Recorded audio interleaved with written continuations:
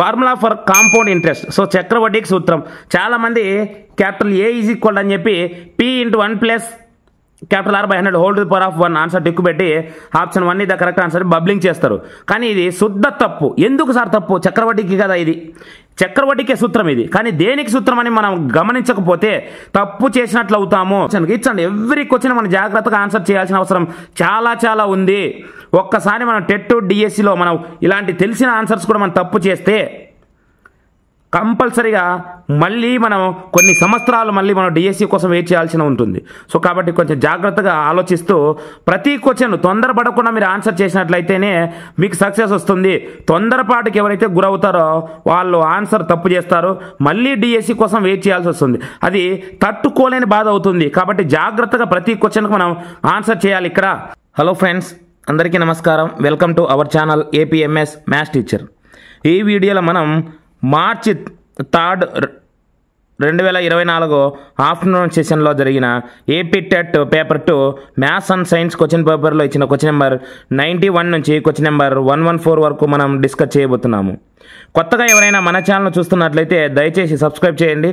కుదిరితే మీ ఫ్రెండ్స్లో ఎవరైనా టెట్ అండ్ డిఎస్సికి ప్రిపేర్ అవుతూ ఉంటే మన ఛానల్ను షేర్ చేస్తారని ఆశిస్తున్నాను. 1 million is equal to dash 100,000. 1 million equal dash 100,000 అన్నారు. ఫస్ట్ ఇక్కడ మనం ఇక్కడ మిలియన్స్ అని ఉంది కాబట్టి ఇది ఇంటర్నేషనల్ సిస్టంలో ఇచ్చినట్లు, సో అంతర్జాతీయ సంఖ్యామానంలో ఇచ్చినట్లు. బట్ దీంట్లో ఏముంటాయి ఏంటనే మనం ప్లస్ వాల్యూస్ చెక్ చేస్తే మనకు ఆన్సర్ ఈజీగా తెలిసిపోతుంది. చూద్దాం. First ones, tens, hundreds, thousands, 10,000s, 100,000s, million.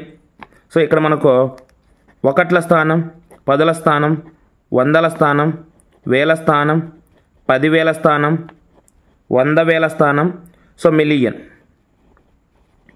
So ఇక్కడ మనం ఈ million is equal to dash 100,000 అన్నారు. సో మనకి ఇక్కడ వరకు చూస్తే 100,000 వస్తుంది. 100,000 తర్వాత మనకు మిలియన్ వస్తుంది. అంటే మామూలుగా రెగ్యులర్ మన 100s ప్లేస్ తర్వాత ఏమొస్తుంది మనకు 1000s ప్లేస్ వస్తుంది. అంటే ఇక్కడ 100,000s తర్వాత ఇంకేం రావాలి? నెక్స్ట్ ప్లేస్ 1000,000s రావాలి. అంటే 1 million is equal to 1000,000s రావాలి. సో ఆల్రెడీ ఇక్కడ 100,000s అని ఇచ్చారు. మరి 100ను ఏ నెంబర్తో మల్టిప్లై చేస్తే మనకు 1000 వస్తుంది అంటే 10తో మల్టిప్లై చేయాలి. అంటే 1 million is equal to dash 100,000 అన్నప్పుడు 10 100,000 అవుతుంది. So option 2 is the correct answer. According to distributive property for any integers A, B and C, విభాగ న్యాయం దృష్ట్యా A, B మరియు Cలను 3 పూర్ణ సంఖ్యలకు. సో ఇక్కడ మనము విభాగ న్యాయం రాస్తే దీన్ని డిస్ట్రిబ్యూటివ్ ప్రాపర్టీ అంటారు. డిస్ట్రిబ్యూటివ్ ప్రాపర్టీ 2 టైప్స్ ఉంటాయి. Number 1 distributivity of multiplication over addition. Number 2 distributivity of multiplication over subtraction. ఈ 2 మనం రాద్దాము. So A into B plus C is equal to A into B. So ఇక్కడ పేరులో ఉండింది డిస్ట్రిబ్యూటివ్ ప్రాపర్టీ అంటే ఈ బ్రాకెట్ బయట ఉన్న ఈ ఏను బ్రాకెట్ లోపల ఉన్న ఈ 2 టర్మ్స్ డిస్ట్రిబ్యూట్ చేసుకుంటాయి. B అండ్ C డిస్ట్రిబ్యూట్ చేసుకుంటాయి. సో ఫస్ట్ ఇక్కడ A into B plus A into C. So in the same manner subtraction అయినప్పుడు ఇక్కడ ప్లస్ ప్లేస్లో మైనస్ వస్తుంది. ఇక్కడ అంతే ప్లస్ ప్లేస్లో మైనస్ వస్తుంది. సో ఇప్పుడు మనకు ఈ ప్రాపర్టీ ఎక్కడున్నదని మనం అబ్జర్వ్ చేయాలి. సో ఇక్కడ A into B plus C is equal to A into B plus C మాత్రమే ఉంది. ఇక్కడ అబ్జర్వ్ చేయాలి మనం. So this is not correct answer. And next A plus B into C equal to A into C plus B. So this is also not correct answer. Next A into B plus C is equal to A into B plus A into C. So ఇక్కడ A into B plus C ఉంది. So ఇక్కడ bracket బయట ఉన్న ఏను B and C రెండు distribute చేసుకున్నాయి. So this is the distributive property of multiplication over addition. Next A into BC is equal to AB into C. So ఇక్కడ brackets change అయింది. So brackets change చేస్తే మన property ఏమంటామంటే associative property, సహచర ధర్మము అంటారు. సో దీంతో పాటు కామ్యుటేటివ్ ప్రాపర్టీ అంటే మనం ఒకసారి చూస్తే కామ్యుటేటివ్ ప్రాపర్టీ అన్నప్పుడు A into B is equal to B into A. Numbers order మార్చితే కామ్యుటేటివ్ ప్రాపర్టీ అవుతుంది.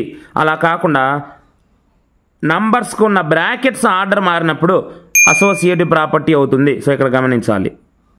The number of rational numbers between 20 and 24. So 20, 24 మధ్య గల అకర్ణీయ సంఖ్యల సంఖ్య ఎంత అన్నాడు.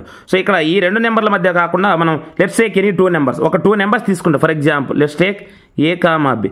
సో AB అనే 2 నెంబర్లు తీసుకున్నప్పుడు సో ఈ రెండు నెంబర్ల మధ్యలో ఉన్న రేషనల్ నెంబర్ అన్నప్పుడు మనం ఏం రాయాలంటే A+B/2 అంటే ఒక నెంబర్ అడిగినప్పుడు ఇది ఫార్ములా, ఇలా కాదు. సో ఇప్పుడు ఏమన్నాడు, మనం మొత్తం అకర్ణీయ సంఖ్యలు ఎన్ని ఉంటాయి అన్నారు. సో ఇలాంటప్పుడు మనం కౌంట్ చేయలేము, ఎన్ని అని మనం చెప్పలేము. ఎన్ని అయినా మనము ఆ నెంబర్స్ మధ్యలో రేషనల్ నెంబర్ ఫైండ్ అవుట్ చేయొచ్చు. సో దాన్ని మనం మ్యాథమెటికల్ ఏమంటామంటే అనంతము అంటాం తెలుగులో. ఇంగ్లీష్లో అయితే ఇన్ఫినిటీ అంటాము. So option 4 is correct answer. Which of the following is a false statement. So కింద ఇచ్చిన వాటిలో అసత్య ప్రవచనాన్ని గుర్తించండి అన్నారు. సో అంటే ఇక్కడ 3 ఆప్షన్స్ కరెక్ట్ అయి ఉంటాయి. ఈ 4 ఆప్షన్స్లో ఒకటి మాత్రమే రాంగ్ అయి ఉంటుంది. ఆ రాంగ్ అయింది ఏందో మనం ఇక్కడ ఫైండ్ అవుట్ చేయబోతున్నాము. ఇక్కడ చూద్దాం. So every natural number is a whole number అన్నారు. So every whole number is an integer. Every integer is a rational number. Every rational number is an irrational number అన్నారు. So first మనం ఇక్కడ numbers ఏముంటాయి ఏంటి అనే దాన్ని మనం find out చేస్తూ మనం ఇక్కడ ఆన్సర్ మనం రాబట్టడానికి ట్రై చేద్దాము. సో ఇక్కడ రియల్ నెంబర్స్లో ఏమేమి ఉంటాయని ఫస్ట్ మనం అబ్జర్వ్ చేస్తే రేషనల్ నెంబర్స్ ఉంటాయి. ఈ రేషనల్ నెంబర్స్ మనం క్యాపిటల్ క్యూతో డినోట్ చేస్తాము. సో వీటిని మనం తెలుగులో అకరణీయ సంఖ్యలు అంటాము. సో దాని తర్వాత ఇర్రేషనల్ నెంబర్స్ ఉంటాయి. ఇర్రేషనల్ నెంబర్స్ అంటే ఏంటో కరణీయ సంఖ్యలు అంటారు. అంటే √2, √3, √5, √6 అండ్ సో ఆన్. ఈ నెంబర్స్ మనం కరణీయ సంఖ్యలు అంటాము. సో ఇక్కడ రేషనల్ నెంబర్స్ ఏంటంటే P/Q ఫామ్లో రాసిన నెంబర్సే సో మనం రేషనల్ నెంబర్స్ అంటాము. ఈ రేషనల్ నెంబర్స్ ఏమేమి ఉంటాయంటే ఇంటీజర్స్ ఉంటాయి. సో ఇక్కడ ఈ ఇంటీజర్స్లో ఏముంటాయి అన్నప్పుడు మళ్ళీ ఇక్కడ హోల్ నెంబర్స్ ఉంటాయి, న్యాచురల్ నెంబర్స్ ఉంటాయి. మళ్ళీ ఈ హోల్ నెంబర్స్లో ఏముంటాయి అన్నప్పుడు న్యాచురల్ నెంబర్స్ ఉంటాయి. అంటే మనం కింది నుంచి తీసుకున్నప్పుడు న్యాచురల్ నెంబర్స్ సహజ సంఖ్యలు అన్నవి హోల్ నెంబర్స్ ఉంటాయి, పూర్ణాంకాల్లో ఉంటాయి. ఈ పూర్ణాంకాలు సహజ సంఖ్యలు ఇంటీజర్స్ అంటే పూర్ణ సంఖ్యల్లో ఉంటాయి. ఈ పూర్ణ సంఖ్యలు, పూర్ణాంకాలు, సహజ సంఖ్యలు ఈ 3 సంఖ్యలు కూడా ఈ రేషనల్ నెంబర్స్ అకర్ణీయ సంఖ్యల్లో ఉంటాయి. అంటే ఇక్కడ అకర్ణీయ సంఖ్యలు, కరణీయ సంఖ్యలు రెండు వేరు వేరు. ఇక్కడ దీన్ని అబ్జర్వ్ చేయాలి మనం. సో ఇది ఇక్కడ ఉన్న ఈ రియల్ నెంబర్స్ నుంచి మనం ఈ నెంబర్స్ మనం ఎలా డివైడ్ చేస్తామని చెప్పే టాపిక్. ఇప్పుడు మనం మన క్వశ్చన్కి వద్దాం. సో ఇక్కడ మనం ఆప్షన్ 1 ఒకసారి చూద్దాము. Every natural number is a whole number. మనం ఇంతకుముందు అబ్జర్వ్ చేసినాం. సో ఫస్ట్ న్యాచురల్ నెంబర్స్ ఉంటాయి, దాని తర్వాత హోల్ నెంబర్స్ ఉంటాయి. అంటే న్యాచురల్ నెంబర్స్ అన్ని హోల్ నెంబర్స్లో ఉంటాయి అంటే దీని మీనింగ్ ఏంటి, ప్రతి సహజ సంఖ్య కూడా ఒక పూర్ణాంకం అవుతుంది అన్నారు. సో ఇది ట్రూ, ఇది కరెక్ట్ స్టేట్మెంటే. నెక్స్ట్ చూద్దాం. Every whole number is an integer. So ప్రతి పూర్ణాంకం కూడా ఒక పూర్ణ సంఖ్య అవుతుంది.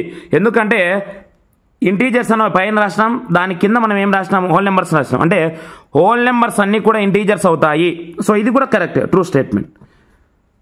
ప్రతి పూర్ణ సంఖ్య. So every integer is a rational number. So ఇక్కడ మనము రేషనల్ నెంబర్ కింద నెంబర్స్ రాసినాం. ఏమి రాసినాం మనం, ఇంటీజర్స్ రాసినాము, దాని కింద హోల్ నెంబర్స్ రాసినాము, దాని కింద న్యాచురల్ నెంబర్ రాసినాము. అంటే ఈ హోల్ నెంబర్స్ కింద ఈ 3 నెంబర్స్ వస్తాయి. ఈ 3 నెంబర్స్లో మనకు ఇంటీజర్స్ కూడా ఉన్నాయి. అంటే ఇంటీజర్స్ రేషనల్ నెంబర్స్లో ఉంటాయి అన్నప్పుడు ఈ ప్రతి పూర్ణ సంఖ్య ఒక అకర్ణీయ సంఖ్య అవుతుంది. సో ఇది కూడా కరెక్టే. Next, every rational number is an irrational number. ప్రతి అకర్ణీయ సంఖ్య ఒక కరణీయ సంఖ్య అవుతుంది అన్నారు. రాంగ్ ఇది. ఎందుకు రాంగ్? అసలు అకర్ణీయ సంఖ్య అనేది వేరు, కరణీయ సంఖ్య అనేది వేరు. సో మన అకర్ణీయ సంఖ్య ఏంటని చెప్పినాం, P/Q ఫామ్లో రాసేది అన్నాం. సో కరణీయ సంఖ్య ఏంటంటే P/Q ఫామ్లో రాయలేనివి. ఆ రాయలేని నెంబర్ ఏంటని చెప్పినా మనం √2, √3, √5, √6, √7 అండ్ సో ఆన్. సో ఈ నెంబర్స్ సపరేట్. సో కాబట్టి ఇది ఫాల్స్ స్టేట్మెంట్. ఇచ్చిన ఆప్షన్ తప్పుగా ఉన్నది ఏంటి అంటే 4th ఆప్షన్ తప్పుగా ఉన్నది. సో మనకు తప్పుగా ఉన్నదని మనం కనిపెట్టాలి కాబట్టి so option 4 is our answer.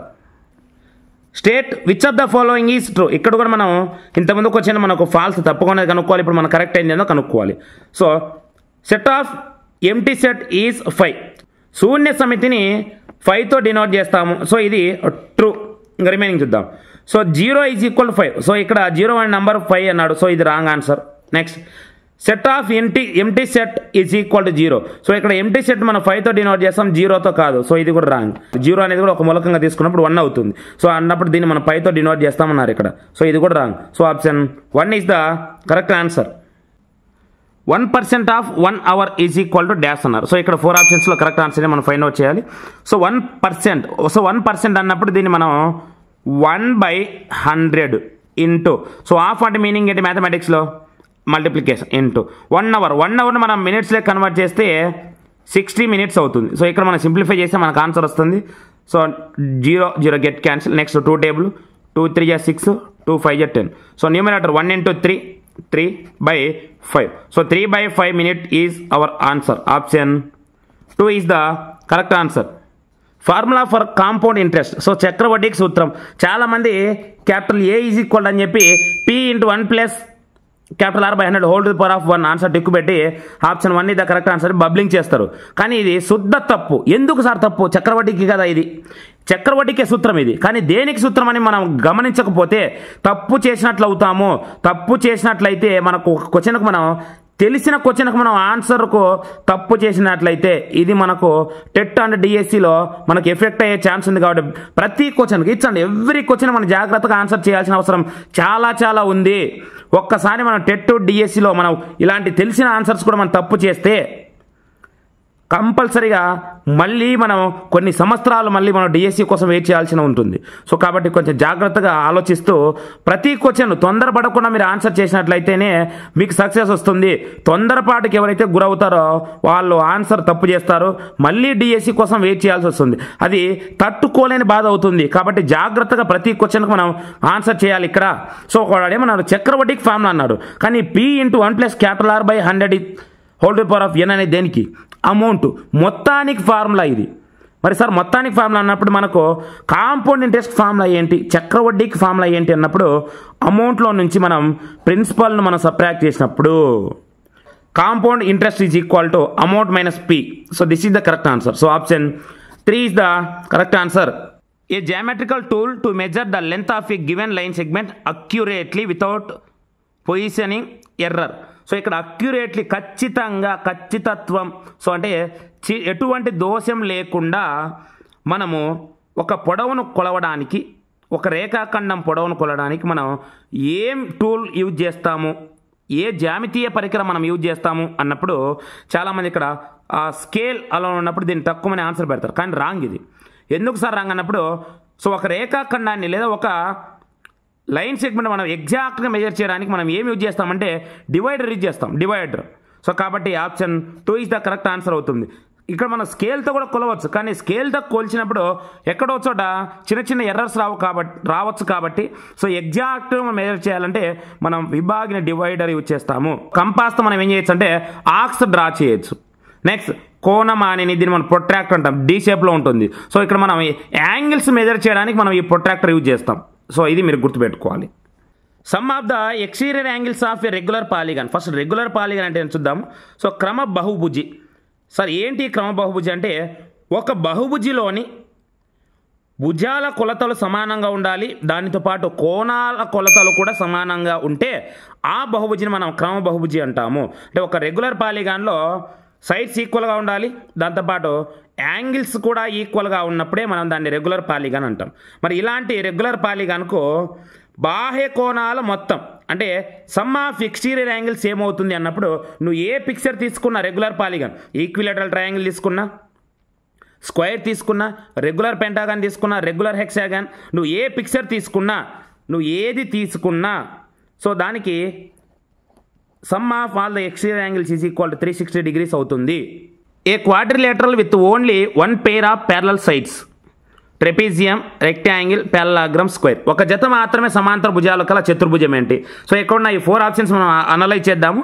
దాని తర్వాత మనం మనకు కావాల్సిన ఆన్సర్ ఏంటో ఫైండ్ అవుట్ చేద్దాం. ఫస్ట్ ట్రెపీజియం, సమలంబ చతుర్భుజం అన్నారు. సో ఒక సమలంబ చతుర్భుజం అనేది ఎలా ఉంటుంది అంటే ఈ సమలంబ చతుర్భుజంలో ఒక జత ఎదురు భుజాలు మాత్రమే సమాంతరంగా ఉంటాయి.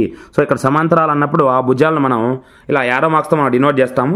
సో ఇక్కడ మనకి ఇది ట్రెపీజియం. సో ఈ ట్రెపీజియంలో 1 pair of opposite sides are parallel, ఒక జత మాత్రమే ఎదురు భుజాలు సమాంతరంగా ఉంటాయి. సో సమాంతరాలు అంటే ఏంటి సార్ అంటే వాటిని ఎంత పొడిగించినా మనం ఎక్కడైనా అవి కలుసుకో. జస్ట్ లైక్ రైల్వే ట్రాక్ తెలుసుకునే అందరికీ. సో రైల్వే ట్రాక్ ఎంత దూరంగా పొడిగించినా కూడా ఎక్కడ కలుసుకోదు.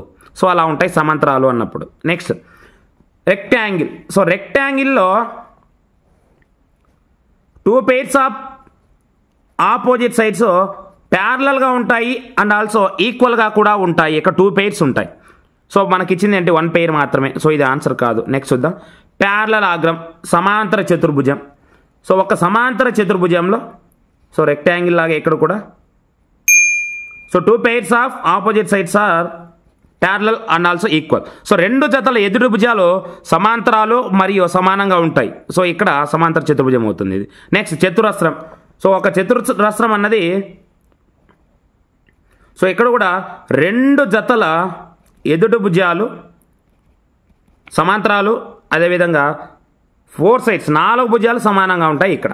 సో ఇది ఇప్పుడు మనకు క్వశ్చన్ ఏంటన్నాడు, only 1 pair of opposite sides are parallel అన్నారు. సో ఇలాంటప్పుడు option 1 is the correct answer అవుతుంది. సో సమలంబ చతుర్భుజం అనేది కరెక్ట్ అవుతుంది. So option 1 is correct answer. Maximum number of tangents that can be drawn to a given circle. So ఒక వృత్తానికి గీయగల స్పర్శ రేఖల గరిష్ట సంఖ్య ఎంత అని అంటున్నారు. సో ఒక వృత్తం ఇలా తీసుకున్నప్పుడు మనం సో బయట బిందు ఇలా తీసుకున్నప్పుడు సో దీనికి మనం ఇలా ఒక టాంజెంట్ డ్రా చేసి స్పర్శరేఖ, సో ఇలా ఇంకో పాయింట్ నుంచి డ్రా చేయొచ్చు. సో ఇలా డ్రా చేయొచ్చు, ఇలా డ్రా చేయొచ్చు, ఇలా డ్రా చేయొచ్చు, ఇలా చేయొచ్చు. ఇలా మనం డ్రా చేసుకుంటూ పోతే నెంబర్ ఆఫ్ టాంజెంట్స్ ఎన్ని ఉంటాయని మనం కౌంట్ చేయలేము. సో మ్యాథమెటికల్గా ఆల్రెడీ మనకు అంతకుముందు ఇచ్చినారు. ఎప్పుడు క్వశ్చన్ ఇచ్చినారు, ఏవైనా 2 అకర్ణీయ సంఖ్యల మధ్య గల సంఖ్యల సంఖ్య అన్నప్పుడు సో 20, 24 అని ఇచ్చినారు. ఎన్ని నెంబర్స్ ఉన్నాయి అన్నప్పుడు మనం కౌంట్ చేయలేము ఆ నెంబర్స్. సో ఇక్కడ కూడా ఒక వృత్తానికి గీయగల స్పర్శరేఖల సంఖ్య ఎంత అని అన్నప్పుడు ఇక్కడ కూడా మనం కౌంట్ చేయలేము. ఎన్నైనా మనం డ్రా చేయొచ్చు. సో ఎన్నైనా అని మ్యాథమెటికల్ ఏమంటాము, దాన్ని అనంతము అంటాము, ఇన్ఫినిటీ అంటాము. So option 4 is the correct answer. The difference between the highest and lowest observation of given data. Range, mean, median, mode. So గరిష్ట కనిష్ట పరిశీలన మధ్య భేదాన్ని మనం వ్యాప్తి అంటాము. సో దీన్ని మనం రేంజ్ అంటాము. So option 1 is the correct answer. But remaining option చూద్దాము. అంక మధ్యము అన్నారు. సో అంక మధ్యం అంటే రాసుల మొత్తం బై రాసుల సంఖ్య. So sum of all observations by total number of observations. So next మధ్యగత మీడియన్ అన్నారు. సో మీడియన్ అంటే ఏంటి, మిడిల్ వాల్యూ. సో ఈ మిడిల్ వాల్యూ కూడా మళ్ళీ 2 types ఉంటాయి. సో ఈవెన్ నెంబర్స్ ఇచ్చినప్పుడు, ఆడ్ నెంబర్స్ ఇచ్చినప్పుడు. సో ఇచ్చిన డేటాలో బేసి సంఖ్యలు ఉన్నప్పుడు ఎగ్జాక్ట్గా మిడిల్లో ఉన్నదే ఆ మీడియన్ అవుతుంది, మధ్యగతం అవుతుంది. అలా కాకుండా ఇచ్చిన డేటాలో సరి సంఖ్యలు ఉన్నప్పుడు మధ్యలో 2 ఉంటాయి. ఆ రెండింటికి మనం యావరేజ్ సగటు కనుక్కున్నప్పుడు వచ్చే విలువనే మధ్యగతం అవుతుంది. ఇక్కడ గమనించాలి. నెక్స్ట్ బాహులకము. సో బాహులకం అంటే ఏంటంటే అక్కడ ఫ్రీక్వెంట్లీ తరచుగా రావడం, పదే పదే వచ్చేది ఇక్కడ బాహులకం అవుతుంది. అంటే ఇచ్చిన దత్తాంశంలో ఎక్కువసార్లు అయితే రిపీట్ అయి ఉంటుందో ఆ దత్తాంశాన్ని మనం బాహులకంగా తీసుకుంటాము. x² plus of a plus b into x plus ab. So ఇది 4th identity in algebraic expressions. So algebraic ఎక్స్ప్రెషన్స్లో ఇది 4th ఐడెంటిటీ అవుతుంది పాలినామియల్స్లో. సో ఐడెంటిటీ ఏంట్రా అంటే x plus A into x plus బీకే ఇది ఫార్ములా అవుతుంది. So x plus A into x plus B. So ఇది ఎక్కడుంది, option 2 is the correct answer. The sum of 10 terms of the series 2, 7, 12 and so on. So శ్రేణి 2, 7, 12 and so on లోని 10 పదాల మొత్తం. ముందు ఇది ఏ శ్రేణి అన్నది మనం కనుక్కుంటే దాని తర్వాత 10 పదాల మొత్తం మనం కనుక్కోవచ్చు. సో డిఫరెన్స్ చూద్దాం ఇక్కడ మనం. సో 7 - 2 చేస్తే 7 - 2 5 అవుతుంది. నెక్స్ట్ 12 - 7 ఇక్కడ కూడా 5 అవుతుంది. అంటే ఒక స్థిరమైన నెంబర్ని ఇక్కడ వాళ్ళు తీసేసుకుంటూ యాడ్ చేసుకుంటూ పోతున్నారు. అంటే ఫస్ట్ పదానికి ఇక్కడ 2కు +5 యాడ్ చేస్తే 7 అవుతుంది, 7కు +5 యాడ్ చేస్తే 12 అవుతుంది. నెక్స్ట్ కూడా 12కు +5 యాడ్ చేస్తే ఆన్సర్ వస్తుంది, అంటే నెక్స్ట్ టర్మ్ వస్తుంది. అంటే ఇలా ఒక స్థిర సంఖ్యను కూడుకుంటూ వెళ్తున్నారు కాబట్టి దీన్ని మనం అంక శ్రేణి అంటాము, అర్థమెటిక్ ప్రోగ్రెషన్ అంటాము. మరి ఇక్కడ మొదటి పదం ఇచ్చినారు ఏ, డిఫరెన్స్ డి తెలుసు డి. మరి ఇలాంటప్పుడు 10 పదాల మొత్తము SNకు ఫార్ములా ఏంటంటే n/2 into 2a plus n-1 into D, ఇది ఫార్ములా. సో ఇక్కడ మనకు n అంటే తెలుసు మొత్తం ఎన్ని పదాలు అన్నవి. సో మనం s10 కనుక్కోవాలి కాబట్టి n 10/2 ఇంటూ 2 ఇంటూ ఏ వాల్యూ తెలుసు మనకి ఎంత 2, మొదటి పదం 2 అవుతుంది. సో ఇక్కడ 2 into 2 plus n-1. So n ఎంత మనకు 10-1, డి డిఫరెన్స్ తేడా అంటే మొదటి పదం రెండవ పదం తేడా ఎంత మనకు 5. సో ఇంటూ 5, దీన్ని మనం సింప్లిఫై చేసి మనకు ఆన్సర్ వస్తుంది. సో 2 1 జా 2 5 జా క్యాన్సిల్. సో 5 ఇంటూ 2 ఇంటూ 2 2 2 జా 4 ప్లస్ 10-1 9, 10లో 1 పోతే 9, 9 5 జా 45. And next 5 into 45 plus 4 49. So that equal to 5 9 జా 45, 4 క్యారీ, 5 4 జా 20, 20 plus 4 24. 245 is our answer. Option 4 is the correct answer. In a quadratic equation ax square plus bx plus c equal 0 has coincident roots, then the discriminant is. వర్గ సమీకరణం ax square plus bx plus c equal 0కు వాస్తవ సమాన మూలాలు కలిగి ఉంటే విచక్షణ ఏమవుతుంది అన్నారు. సో ఇక్కడ మనకు discriminant delta or D is equal to మనం చెప్పిన already. So sorry b² minus 4ac అవుతుంది. సో ఈక్వల్ టు 0 అయినప్పుడు b² equal to 4ac. So ఇక్కడ మనకు b² మైనస్ 4ac ఈక్వల్ 0 కానీ b² ఈక్వల్ 4ac కానీ చెప్పచ్చు. నెక్స్ట్ రూట్స్ డిస్టింక్ట్ అయినప్పుడు, డిఫరెంట్గా ఉన్నప్పుడు, విభిన్న వాస్తవ మూలాలు కలిగినప్పుడు డిస్క్రిమినెంట్ డి గ్రేటర్ దాన్ 0 అవ్వాలి. అలా కాకుండా మూలాలు కల్పిత మూలాలు అయినప్పుడు discriminant D or delta is less than to 0 అవ్వాలి. సో ఇవి కూడా మనం నేర్చుకుంటే ఇక్కడే. సో రిమైనింగ్ మనం ఇచ్చినప్పుడు కూడా ఫైండ్ అవుట్ చేయొచ్చు. సో ఇదే క్వశ్చన్ లాస్ట్ క్వశ్చన్ పేపర్లు ఇచ్చినారు. ఎలా ఇచ్చినారంటే కల్పిత మూలాలు పొందాలంటే డెల్టా వాల్యూ ఏమవుతుంది అని, డిస్క్రిమినెంట్ డి వాల్యూ ఏమవుతుంది అని క్వశ్చన్ ఇచ్చినారు. సో మీరు లాస్ట్ క్వశ్చన్ పేపర్ వీడియో మనం చూసినట్లయితే ఈ క్వశ్చన్ మీరు చాలా ఈజీగా మనం ఆన్సర్ చేయొచ్చు. ఎందుకంటే మనం అక్కడ ఇచ్చిన క్వశ్చన్కి ఆన్సర్ మాత్రమే చెప్పట్లేదు, ఆన్సర్తో పాటు రిమైనింగ్ ఆప్షన్స్ కూడా మనం ఎక్స్ప్లెయిన్ చేస్తున్నాం. కాబట్టి నా క్లాస్ విన్న వాళ్ళు ఎవరైనా దీనికి ఆన్సర్ ఈజీగా ఫైండ్ అవుట్ చేయొచ్చు. సో ఈక్వల్ రూట్స్ ఉన్నప్పుడు మనం ఏం చేయాలి, b² మైనస్ 4ac ఈక్వల్ 0 అవుతుంది. So option 2 is the correct answer. If the volume of a right circular cone of height 9 centimeters is 48 pi centimeter cubed, then the radius of its base. ఎత్తు 9 సెంటీమీటర్లు గల క్రమ వృత్తాకార శంకువు యొక్క ఘన పరిమాణం 48 పై ఘన సెంటీమీటర్లు అయితే దాని భూ వ్యాసార్థం ఎంత? ఫస్ట్ మనం ఆ సూత్రం ఏంటని మనం తెలుసుకుంటే వృత్తాకార శంకువు యొక్క ఘన పరిమాణం. సో 1/3 పై r²h, దీని వాల్యూ ఇచ్చారు. ఎంత ఇచ్చారు ఇక్కడ మనకు 48 పై అని ఇచ్చినారు. సో ఇక్కడ both side pi get cancel. Next 1/3 into, so r value find out చేయాలి, r² అలాగే పెడదాము. హైట్ ఇచ్చినారు, ఎంత ఇచ్చినా మనకు 9 సెంటీమీటర్స్ అన్నారు. So 9 is equal to 48. Next ఇక్కడ 3 1 జా 3 గెట్ క్యాన్సిల్, 3 3 జా 9 get cancel. So r² is equal to, so ఇక్కడ 3 టేబుల్, ఇక్కడ 48 మళ్ళీ మనం క్యాన్సిల్ చేయొచ్చు. చూడండి 3 1 జా 3, 3 1 జా 3. సో 4లో 3 పోతే 1 ఉంటుంది, పక్కనే 8 ఉంది. 1 8 అంటే 18. సో 3 టేబుల్లో 18 ఎన్ని టైమ్స్ వస్తుంది, 6 టైమ్స్ వస్తుంది. 3 6 జా 18 అంటే r² ఈజ్ ఈక్వల్ టు 16 అయింది. మరి r² 16 అయితే r ఈజ్ ఈక్వల్ టు ఏమవ్వాలి, √16 అవ్వాలి. సో అంటే 4 అవుతుంది. సో రేడియస్ ఇక్కడ ఏమవుతుంది, 4 సెంటీమీటర్స్ అవుతుంది. So 1/2 d into h1 plus h2 square units is the formula for the area of. So ఇక్కడ మనకు ఈ ఫార్ములా కింద ఇచ్చిన ఆప్షన్స్లో ఏ దానికి సూత్రము అన్నది మనకు క్వశ్చన్. ఫస్ట్ స్క్వేర్, చతురస్రం అంటే ఏందో చూద్దాం. సో చతురస్రం అన్నది ఇలా ఉంటుంది. సో ఎలా ఉంటుంది, 4 భుజాలు సమానంగా గల సరళ సమృద్ధ పటాన్ని మనం చతురస్రం అంటాము. చతురస్రం యొక్క వైశాల్యానికి సూత్రం ఏంటంటే, ఫర్ ఎగ్జాంపుల్ సో ఇక్కడ భుజాన్ని నువ్వు స్మాల్ ఏ అనుకున్నప్పుడు 4 భుజాలు పొడవులు సమానం కాబట్టి అన్నీ కూడా స్మాల్ ఏనే అవుతాయి. మరి దీనికి ఏరియా వైశాల్యం ఫార్ములా ఏంటంటే a ఇంటూ ఏ అవుతుంది. So a into a². So ఇక్కడ స్క్వేర్ యూనిట్స్ అవుతుంది. నెక్స్ట్ రెక్టాంగిల్, సో దీన్ని మనం దీర్ఘ చతురస్రం అంటాము తెలుగులో. సో దీర్ఘ చతురస్రం అనేది ఇలా ఉంటుంది. సో ఎదుటి భుజాలు సమానంగా ఉంటాయి. సో మన పొడవును ఎల్, బ్రెడ్త్ను బి అన్నప్పుడు ఎల్ ఇంటూ బి. సో పొడవు ఇంటూ వెడల్పు చేస్తే వచ్చేదే ఈ దీర్ఘ చతురస్రం యొక్క వైశాల్యానికి సూత్రం. సో ఇది. Next trapezium. సో ట్రెపీజియం అన్నది మనకు ఆల్రెడీ ఇంతకుముందు ఇచ్చినారు, అక్కడ పిక్చర్ గురించి ఇచ్చినారు, ఇక్కడ మనం ఫార్ములా రాయబోతున్నాం. సో ఇక్కడ let's take the 2 parallel sides small a and small b. Next the distance between the 2 parallel sides is small h అనుకుంటాము. సో నెక్స్ట్ ఇక్కడ మన ఫార్ములా అన్నప్పుడు 1/2 into a plus B into H అవుతుంది. So ఇక్కడ కూడా square units అవుతాయి. So ఇది మనకు ఫార్ములా ఇక్కడ కాదు. నెక్స్ట్ లాస్ట్ చూద్దాం, చతుర్భుజం. సో చతుర్భుజం ఎలా ఉంటుంది, 4 రేఖాఖండాలతో ఏర్పడే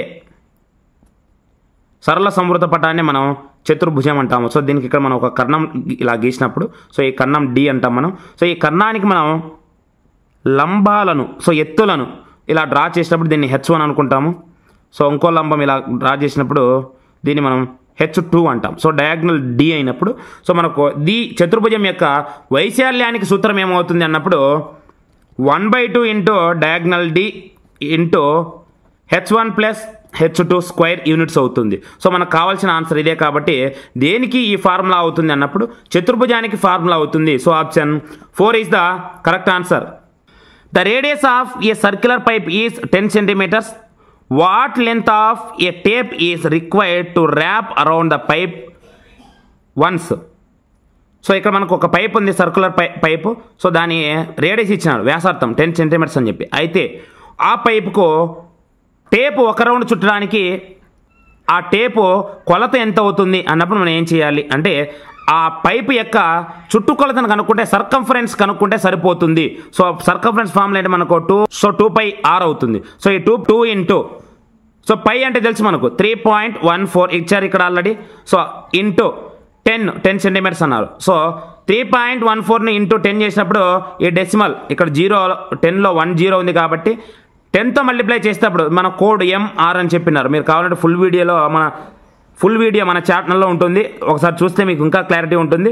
సో డెసిమల్ 10 కానీ 100 కానీ 1000 కానీ ఇలా మల్టిప్లై చేసినప్పుడు ఇక్కడ 10 ఇచ్చినారు అంటే మల్టిప్లికేషన్ చేసేటప్పుడు డెసిమల్ రైట్ సైడ్ మూవ్ అవుతుంది. ఇలా మూవ్ అయ్యేటప్పుడు ఎన్ని స్టెప్స్ మూవ్ అవ్వాలంటే ఇక్కడ ఉన్న జీరోస్ డిసైడ్ చేస్తాయి. సో ఇక్కడ 1 0 ఉంది కాబట్టి ఇక్కడ ఉన్న 0 రైట్ సైడ్ 1 ప్లస్ మాత్రమే మూవ్ అవ్వాలి. సో అప్పుడు 2 ఇంటూ 31.4 అవుతుంది. ఇప్పుడు 2తో మనం మల్టిప్లై చేస్తే 2 4 జా 8, 2 1 జా 2, 2 3 జా 6, 62.8 centimeters is our answer. Option 2 is the correct answer. If P of E, probability of E is equal 0.05, what is the probability of not E అన్నారు అంటే probability of E bar. So ఈ value మనం find out చేయాలి. Probability of E bar is equal to 1 minus probability of E. So ఒక event probability కానిది అన్నప్పుడు 1 minus probability of E అని చెప్తాం. సో ఇక్కడ 1 minus, so probability of E ఎంత ఇచ్చారు మనకు 0.05. సో 1లో నుంచి మనం 0.05 సబ్ట్రాక్ట్ చేస్తే మనకు ఆన్సర్ ఏమవుతుందంటే 0.95 అవుతుంది. So option 3 is the correct answer. -1, belongs to the quadrant. So -1, ఏ పాదమునకు చెందును అన్నప్పుడు మనం ఇక్కడ ముందు ఈ 4 క్వాడ్రెంట్స్ ఏంటి, అసలు ఎక్స్ యాక్సిస్ వై యాక్సిస్ ఈ క్వాడ్రెంట్స్ ఎలా ఫామ్ అవుతాయి ఇవి తెలుసుకుంటే ఈ రెండింటికి మైనస్ ఉన్నప్పుడే కాదు, ఒకటి ప్లస్ మైనస్ ఒకటి మైనస్ లేదా 2 ప్లస్లు ఉన్నప్పుడు ఎలా ఉన్నా మనం ఈజీగా ఫైండ్ అవుట్ చేయొచ్చు. ఫస్ట్ అది చూద్దాం. సో ఇక్కడ ఈ కోఆర్డినేట్ సిస్టంలో సో కార్టీజియన్ సిస్టానికి మూల పురుషుడు ఎవరు అన్నప్పుడు ఫాదర్ ఆఫ్ కోఆర్డినేట్ జామెట్రీ ఎవరు అంటే రెనే డెకార్ట్ అని చెప్తాము. సో ఇక్కడ ఈ కార్టీజియన్ సిస్టంలో సో ఫస్ట్ ఇక్కడ మనకు అడ్డంగా ఉండే లైన్, సో ఈ హారిజంటల్ లైన్ మనం ఎక్స్ యాక్సిస్ అంటాము. సో ఈ వర్టికల్ లైన్ వై యాక్సిస్ అంటాము. సో ఈ ఎక్స్ యాక్సిస్ వై యాక్సిస్ రెండు మీట్ అయ్యే place, the intersecting point of both coordinate axis is origin అని చెప్తాం, మూల బిందువు అంటాము. అంటే ఎక్స్ యాక్సిస్ వై యాక్సిస్ రెండు కలుసుకునే చోటును మనం మూల బిందువు అంటాము. సో ఈ మూల బిందువు అంటాం, దీన్ని ఆరిజిన్ అంటాము.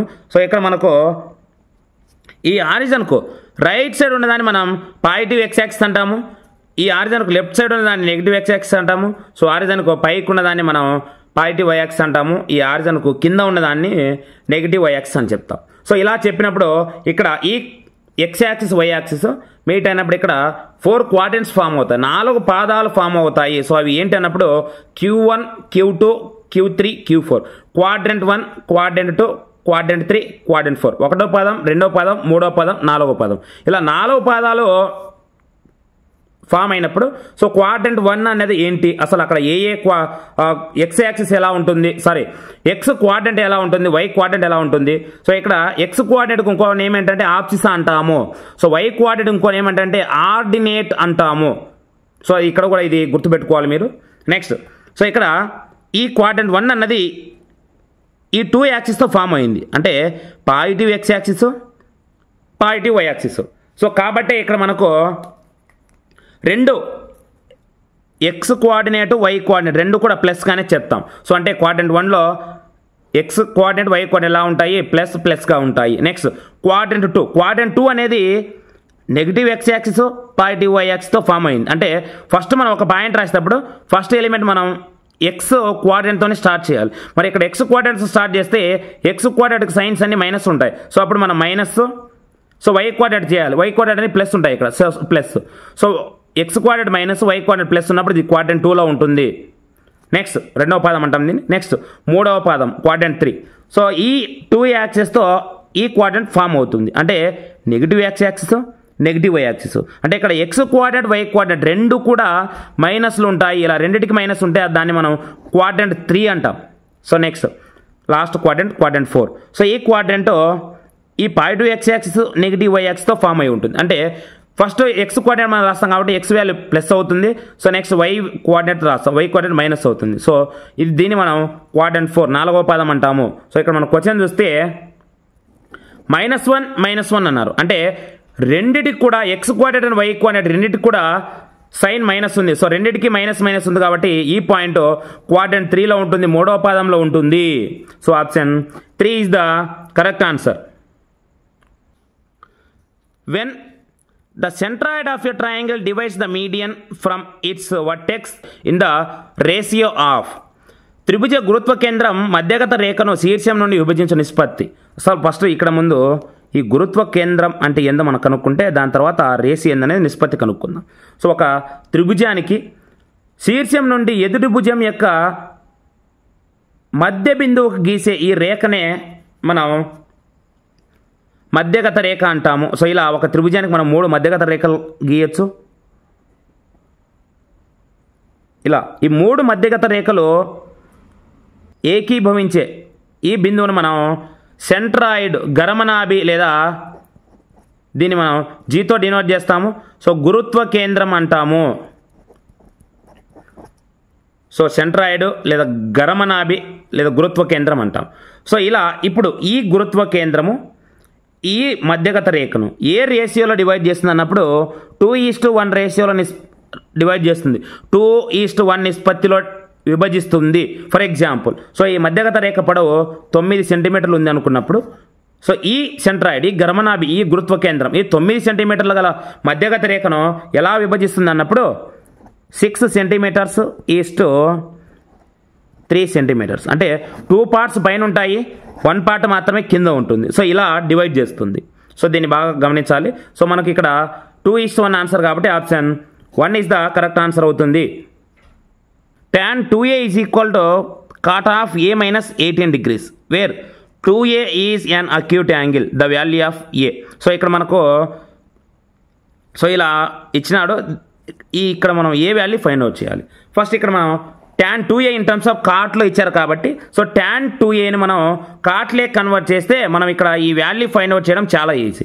సో మనం tan θను కాట్లో ఎలా రాయొచ్చు అన్నప్పుడు కాట్ ఆఫ్ 90 మైనస్ θ రాయొచ్చు. సో ఇక్కడ 90 వచ్చినప్పుడు సో కాటుకు మనకు ఆపోజిట్ సైన్ ఏమవుతుందంటే ఆపోజిట్ టర్మ్ tan అవుతుంది. సో tan θని మనం కాట్ ఆఫ్ 90 మైనస్ θ రాయొచ్చు. మరి ఇక్కడ మనకు tan 2a ఉంది కాబట్టి θ ప్లస్లో 2a రాసినప్పుడు tan 2a is equal to cot of 90 minus 2a రాయొచ్చు. సో దీన్ని మనం ఇక్కడ రీప్లేస్ చేస్తే tan 2a ప్లస్లో దీని వాల్యూ రాస్తాం మనం. అప్పుడు cot of 90 minus 2a is equal to cot of a minus 18 degrees అవుతుంది. సో ఇక్కడ మనకు both side cot get cancel అవుతుంది. నెక్స్ట్ మనం సింప్లిఫై చేస్తే మనకు ఆన్సర్ వస్తుంది. సో 90 డిగ్రీస్ మైనస్, సో ఇక్కడ ఉన్న మైనస్ 18 డిగ్రీస్ మనం రైట్ సైడ్ ట్రాన్స్పోర్ట్ చేస్తే సో ఒక మైనస్ క్వాంటిటీని మనం ఒక సైడ్ నుంచి ఒక సైడ్ ట్రాన్స్పోర్ట్ చేసినప్పుడు ప్లస్ క్వాంటిటీగా చేంజ్ అవుతుంది. సో ఇక్కడ 90 plus 18 degrees equal to, so A already right side ఉంది దాన్ని రాస్తాము. సో ఇక్కడ లెఫ్ట్ సైడ్ మైనస్ 2a ఉంది. సో ఇక్కడ కూడా సేమ్ ఒక మైనస్ క్వాంటిటీని మనం రైట్ సైడ్ ట్రాన్స్ఫర్ చేస్తే ఏమవ్వాలి, ప్లస్ క్వాంటిటీ అవ్వాలి, అంటే ప్లస్ 2a అవుతుంది. సో అంటే ఇక్కడ మనకి a plus 2a 3a is equal to, so ఇక్కడ మనకు 90 ప్లస్ 18 రాసినప్పుడు 108 అవుతుంది. So 108 degrees. So a is equal to 108/3 అవుతుంది. 3 టేబుల్తో చేసినప్పుడు 3 1 జా 3, 3 3 జా 9, 10లో 9 పోతే 1 ఉంటుంది, పక్కనే 8 ఉంది, సో 18. సో 3 టేబుల్ 18, 3 6 జా 18. సో అంటే ఇక్కడ మనకు ఏ వాల్యూ ఏమవుతుంది 36 degrees అవుతుంది. So option 4 is the correct answer. Cosecant 0 degrees is equal to, so ఇక్కడ ఆప్షన్స్ ఇచ్చినారు, ఏది కరెక్టో ఫైండ్ అవుట్ చేద్దాం. కొసికెన్ 0 degrees మనం అంటే కొసికెన్ థీటాను మనం ఏం రాయొచ్చు అంటే 1/sin థీటా అంటే sin 0 degrees రాయొచ్చు. సో sin 0 degrees వాల్యూ ఏమవుతుంది అంటే 0 అవుతుంది. సో 1/0. సో 1/0 అంటే డినామినేటర్లో 0 రాకూడదు, ఇలా 0 వస్తే దాన్ని మనం ఇన్ఫినిటీ లేదా అన్డిఫైన్డ్ టర్మ్ లేదా నాట్ డిఫైన్డ్ టర్మ్ అన్డిటర్మినెంట్ టర్మ్ అంటాము. సో 1/0 అన్నది మరి కొసికెన్ 0 degrees ఈక్వల్ ఏమవుతుందంటే సో నాట్ డిఫైన్డ్ అవుతుంది. So option 1 is the correct answer. నా ఈ క్వశ్చన్ పేపర్ అనాలిసిస్ నచ్చినట్లయితే దయచేసి లైక్ చేసి కామెంట్ చేయండి. అలాగే మన ఛానల్ను సబ్స్క్రైబ్ చేస్తూ మీ ఫ్రెండ్స్లో ఎవరైనా టెట్ అండ్ డిఎస్సికి ప్రిపేర్ అయ్యే వాళ్ళు ఉంటే మన ఛానల్ను ఈ వీడియోను మీ ఫ్రెండ్స్కి షేర్ చేస్తారని ఆశిస్తున్నాను. Thank you very much to you all. Thank you so much. Thank you.